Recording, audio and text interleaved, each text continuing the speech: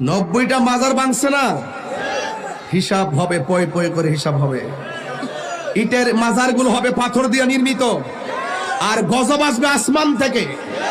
যারা ওলি আল্লাহর সঙ্গে ঘাতধারি করে তাদের ব্যাপারে বলা হয়েছে মান আদালি ওয়ালিয়ান ফাকাদ আযানতুহু বিল হারবে।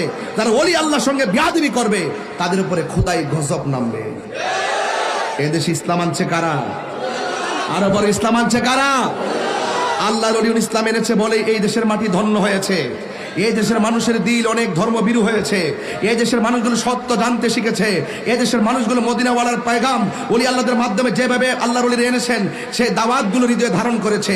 এই দেশের মানুষ সর্বপ্রথম আল্লাহর ওলিরা যখন এসেছেন মসজিদ বানাইবার আগে খানকা বানিয়েছেন। কারণ আল্লাহু আকবার বলে গরু জবাই করা যায় নাই, তখন আল্লাহু আকবার বলতে পারে নাই।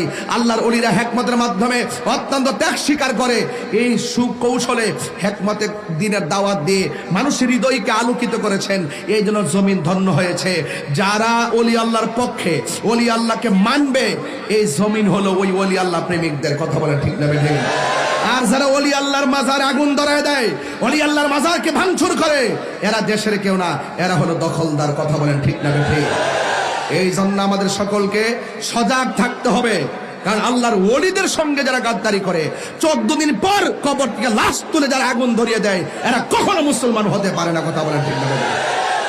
এটা হুসাইনি চেতনার কথা বলছি। আর আমাকে লাল চক্ষু দেখা লাভ নাই। আমি মৃত্যুর কাফন সবসময় গাড়িতে নিয়ে ঘুরি। আমার ব্যাগের ভিতরে 2টা সাদা পাগড়ি থাকে, যেন আমার কাফন হয়ে যায়। এই জন্য আমরা কি ইয়াজিদি মুসলমান নাকি হুসাইনি মুসলমান? আমার পূর্বের আলোচক দায়িত্বহীন কণ্ঠে কথা বলতেছিলেন। আমি এখানে কিছুক্ষণ দাঁড়িয়ে ভাবতেছিলাম কি কে আলোচনা করেন। খুব সুন্দর লেহান, খুব সুন্দর দলিল ভিত্তিক আলোচনা করেন।